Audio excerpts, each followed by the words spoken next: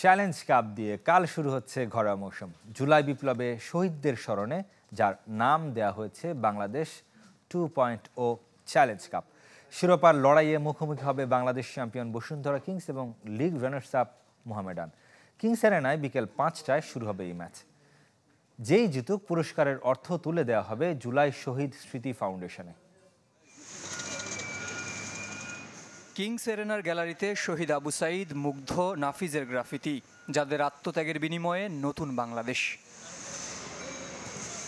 সেই বাংলাদেশের ফুটবলে নতুন টুর্নামেন্ট চ্যালেঞ্জ কাপ।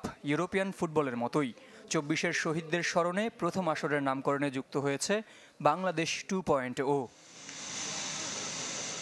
টুর্নামেন্টের প্রথম শিরোপার লড়াইয়ে মুখোমুখি Bangladesh premier league champion Bashundhara Kings ও রানার্স আপ মোহামেডান। ট্রফি জিতে মৌসুম শুরু করতে আত্মবিশ্বাসী দুদলই। আমাদের টিমে যা আছে এটাই আমাদের স্ট্রেংথ কালকের জন্য, আর আশা করি আমাদের যারা আছে সবাই সর্বোচ্চটা দিয়ে কালকে ম্যাচটা জেতার চেষ্টা করব। আমরা চ্যালেঞ্জ কাপটা ওইরকম চ্যালেঞ্জ হিসেবে নিচ্ছি যেন আমরা কালকে ভালো খেলে আমরা চ্যাম্পিয়ন হতে পারি। আমরা সবাই ফিট, ইনশাআল্লাহ কালকে আমরা জয় নিয়ে মাঠ ছাড়ব।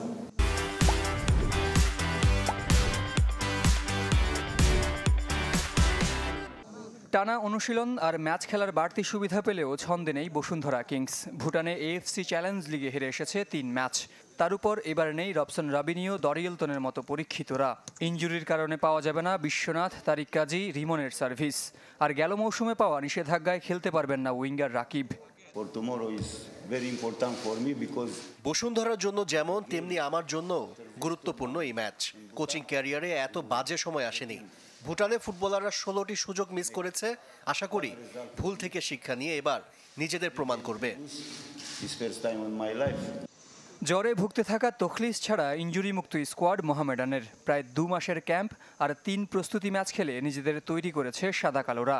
ডাগআউটে প্রতিপক্ষ কোচ বদলালেও বসুন্ধরাকে নিয়ে ভাবনা বদলায়নি ট্যাকটিশিয়ান আলফাজ আহমেদের। বর্তমান বসুন্ধরা আর বিগত দিনের বসুন্ধরা একই। অস্কার বোঝানো একজন ভালো কোচ ছিলেন, বর্তমান সে একজন ভালো কোচ। তো বসুন্ধরা সবসময় বেস্ট টিম। আমার মনে হয় যে বাংলাদেশের সেরা টিম। আমরা সেরা টিমের এগেইনস্টে খেলতে নামব। চ্যালেঞ্জ কাপ পরিচালনায় এসেছেন ভুটানের রেফারি। জহের সাগর, চ্যানেল 24, ঢাকা।